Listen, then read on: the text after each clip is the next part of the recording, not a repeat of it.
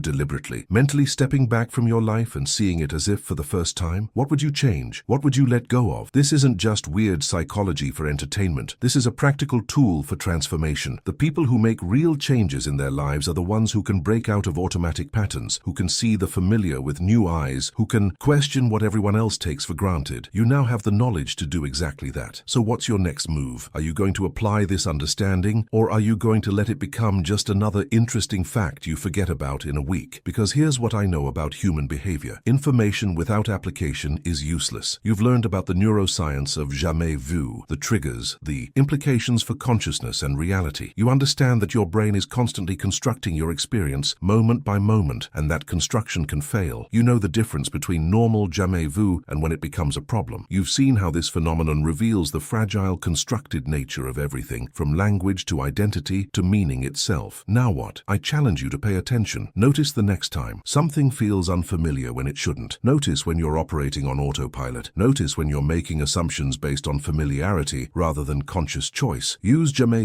as a reminder that your perception isn't reality. It's an interpretation, and interpretations can change. And if you want to keep diving deeper into strange and unusual psychological phenomena that reveal how your mind really works, if you want to keep learning about the hidden mechanisms driving human behavior, then subscribe to this channel and hit that notification bell, because we're just getting started. There's so much more weird psychology to explore, so many more insights that'll change how you see yourself and the world. Don't let this knowledge slip away into the background noise of your life. Stay curious, stay aware, and keep questioning everything, especially your own mind.